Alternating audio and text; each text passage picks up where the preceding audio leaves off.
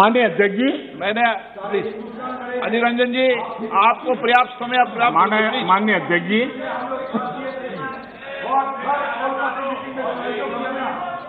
Please please. माननीय अध्यक्ष जी, मैंने तो किसी का नाम नहीं दिया।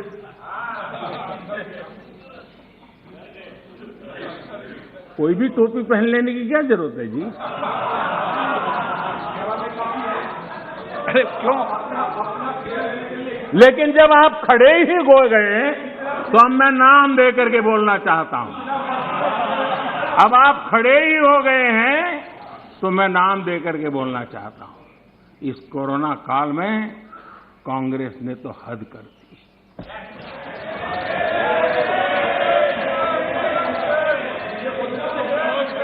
पहली लहर के दौरान मौका दूंगा आपको, प्लीज।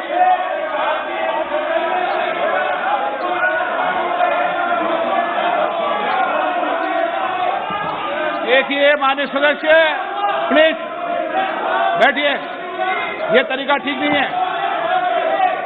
आपको मैंने पर्याप्त, प्लीज बैठिए, please please please please please.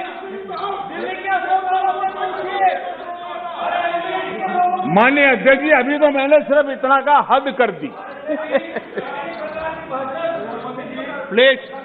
पहली लहर के दौरान आपको मैंने देश जब पर्याप्त अवसर दिया था। लॉकडाउन का पालन कर रहा था, जब WHO दुनिया भर के लोगों को सलाह देता था, सारे हेल्थ एक्सपर्ट कह रहे थे कि जो जहां है वहीं पर रुके। सारी दुनिया में ये संदेश दिया जाता था, क्योंकि मनुष्य जहां जाएगा, अगर वो कोरोना से संक्रमित है तो कोरोना सांस ले जाएगा। तब कांग्रेस के लोगों ने क्या किया? मुंबई के रेलवे स्टेशन पर खड़े रह करके मुंबई छोड़कर जाने के लिए प्रोत्साहित करने के लिए मुंबई में श्रमिकों को टिकट दिया गया, मुफ्त में टिकट दिया गया, लोगों को प्रेरित किया गया कि जाओ महाराष्ट्र में हमारे पर जो बोझ है वो जरा कम हो, और जाओ तुम उत्तर प्रदेश के हो, तुम बिहार के हो, जाओ वहां कोरोना फैलाओ। आपने ये बहुत बड़ा पाप किया, अफरा तफरी का माहौल खड़ा कर दिया। आपने हमारे श्रमिक भाइयों बहनों को अनेक परेशानियों में धकेल दिया। और माननीय अध्यक्ष जी, उस समय दिल्ली में ऐसी सरकार थी जो है, उस सरकार ने तो जीप पर माइक बांध करके दिल्ली की झुग्गी झोपड़ी में गाड़ी घुमा करके लोगों को कहा संकट बड़ा है, भागो, गांव जाओ, घर जाओ। और दिल्ली से जाने के लिए बसें दी, आधे रास्ते छोड़ दिया और श्रमिकों को लिए अनेक मुसीबतें पैदा की।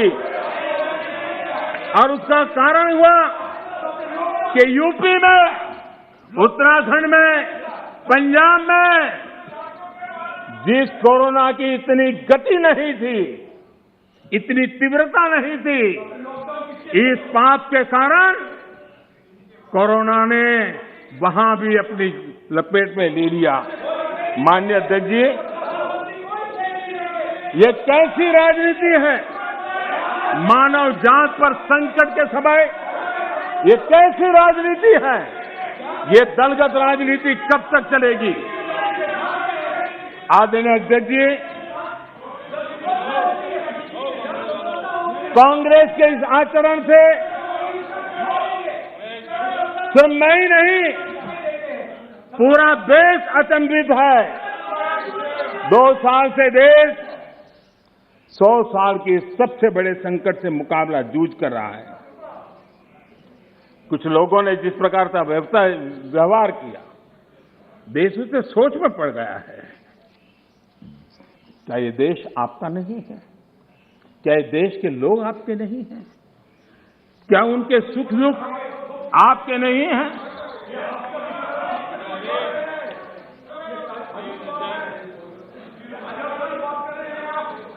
इतनी बड़ी संकट आया, कई राजनीतिक दल के नेता जरा आत्मनिरीक्षण करें। कितने राजनीतिक दल के नेता जो जनता के माने हुए नेता अपने आप को मानते हैं, उन्होंने लोगों को रिक्वेस्ट की हो, अपील की हो, भाई कोरोना का एक ऐसा संकट है, वैश्विक महामारी है, आप मास्क पहनो, हाथ धोना रखो, 2 गज की दूरी रखो। कितने नेता हैं? क्या ये बार बार देश की जनता को अगर कहते तो उसमें कोई बीजेपी की सरकार को क्या फायदा होने वाला था? मोदी को क्या फायदा होने वाला था? लेकिन इतने बड़े संकट में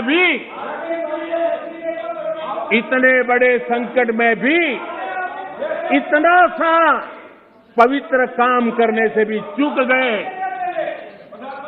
इसलिए माननीय अध्यक्ष जी, कुछ लोग हैं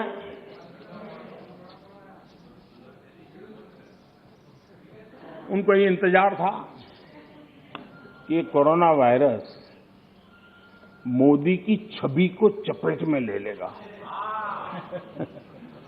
बहुत इंतजार किया और कोरोना ने भी आपके धैर्य की बड़ी कसौटी की है। आए दिन आप लोग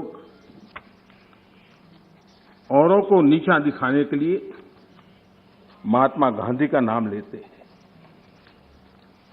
महात्मा गांधी की स्वदेशी की बात, इसको बार बार दोहराने में हमें कौन रोकता है? अगर मोदी वोकल फॉर लोकल कहता है, मोदी ने कहा इसलिए शब्दों को छोड़ दो भाई, लेकिन क्या आप नहीं चाहते हैं देश आत्मनिर्भर बने? जिस महात्मा गांधी के आदर्शों की बात करते हैं, तब भारत में इस अभियान को ताकत देने में, जुड़ने में आपका क्या जाता था? उसका नेतृत्व आप लीजिए।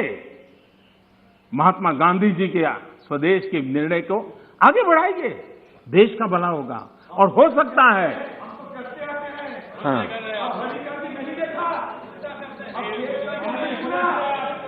आप महात्मा गांधी के सपनों को सच होते देखना नहीं चाहते। माननीय अध्यक्ष जी, आज पूरी दुनिया यूपी